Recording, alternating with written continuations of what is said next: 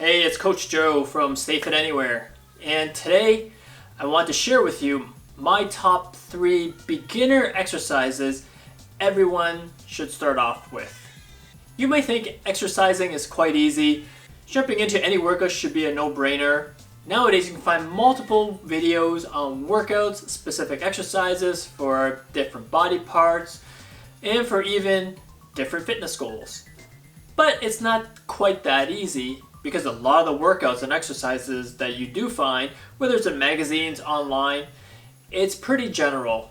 Right? They might give you a few instructional steps to how to do them, but are they really right for you? And if you haven't already subscribed to this channel, click on that subscribe button, push that little bell notification, and you'll know exactly when I upload my next video. As I was mentioning, if you're beginning a workout and you've never consistently been a exerciser or someone who's done workouts for months and years, sometimes it's not as easy just to pick up any routine and jump right into it. Why? Because you don't know if it's actually the right routine for you. There's always foundational exercises which will really benefit you before you actually begin a workout program. Even if you are a seasoned exerciser, I'd still watch the video, make sure your technique is right, and that you're maximizing each movement throughout your workout. Because if your technique is off, you could be slowing down your own progress to reach your results.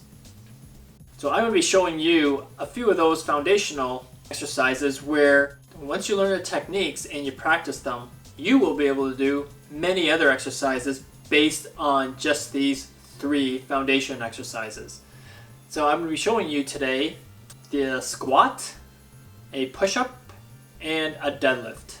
If you only start with these 3 exercises and practice them over and over and over, you'll be on your way to maximizing your results and preventing injury. But if you feel you're in need of more of a challenge, click up here for a stair circuit. One of the exercises I really recommend doing as a beginner when you're starting out any type of workout program is the bodyweight squat. If you've never done a bodyweight squat before, I would recommend doing a chair squat. You've probably been doing multiple chair squats and you didn't even realize it. Anytime you get in and out of a car or in and out of your seat at your desk, those are all variations of chair squats. And today I'm going to show you how to perform a chair squat. If you've already been doing squats like bodyweight squats and chair squats or lifting squats with dumbbells and Olympic bars, you can always double check your technique with mine. So with a chair squat, grab yourself a seat, and I'm going to start with the side profile first. From here, just sit in your chair. I would recommend not leaning back on it. Try to sit halfway into the seat so you have a little bit of room to actually come up out of your chair. 2 things you don't want to do when you're doing a chair squat is launching yourself with momentum from your arms to get up out of your chair, and you don't want all the weight to be on the balls of your feet.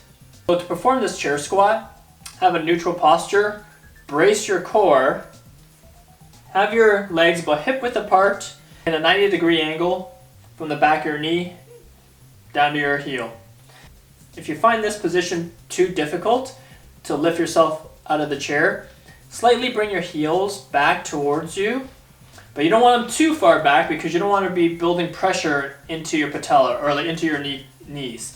So you want to be able to find a position that's comfortable for you so you can get in and out of your seat properly. Begin, embrace your core, push up from your heels, and breathe out as you're coming up, and breathe in as you're lowering your body back down to your chair.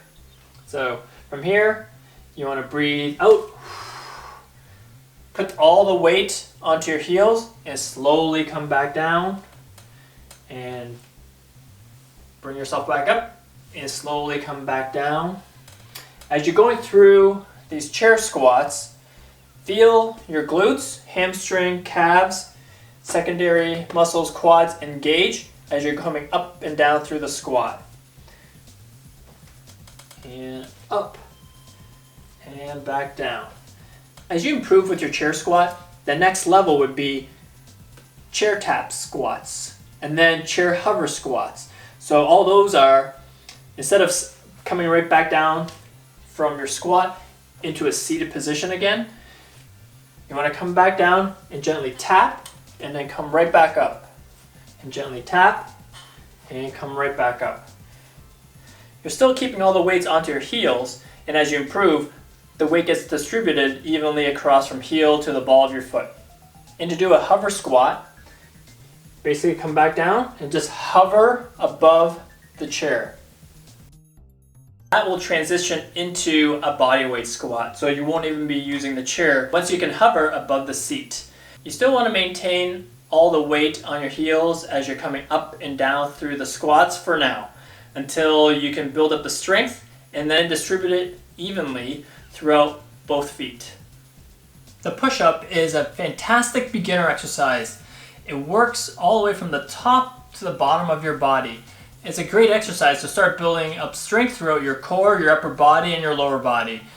It's a perfect foundation exercise to begin any workout routine. So if you've never done a push-up before, or even if you have done many push-ups, I'm going to show you the setup of how to do your push-ups properly. If you can't do push-ups from the toes right now, start from the knees and work up to doing push-ups from your toes. So to set up your push-up, I would recommend having a towel or a mat of some sort. And this way, it's going to help you lay out where your hands will go. What you want to be doing is having your hands on either side of the mat. So just measure an arrowhead. So when I'm looking down at your body, your head should be the top point of the arrowhead, and your elbows should be the other 2 points. So to set yourself up for the push-up, you want to use the edges of the mat. So that's the top and either side. The top of the mat, you want it lined up with your chin. Either side of the mat, you want it to be lined up with your thumbs. As you're performing this, have your hands on either side. Extend your legs back. Have your chin roughly where the edge or the start of the mat or the towel is. Bring your body up. And as you come down, try to keep your head level. You don't want to be having your head dip down too far doing push-ups into this position where you see a lot of people. To prevent that, look ahead on the floor, and that should keep your head level with your back. So perform this push-up. I'm going to come down and exhale as you come up. Inhale, exhale. Inhale, exhale. You can do this from your knees. Show you quickly from a side angle.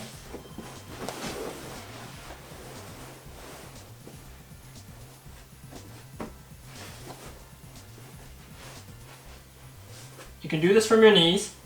Make sure your back is nice and flat. You don't want that big curve in your lower back. Otherwise, you're going to start feeling it there. So, from your knees, same thing, down, up. Look further ahead with your eyes so your head isn't bent as you're doing these push-ups. You want to be level with your back. It's a nice posture, and press and push.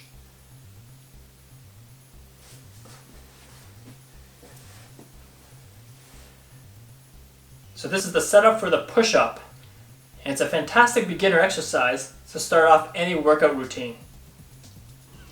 The deadlift is a great beginner exercise to help build a solid foundation for workouts.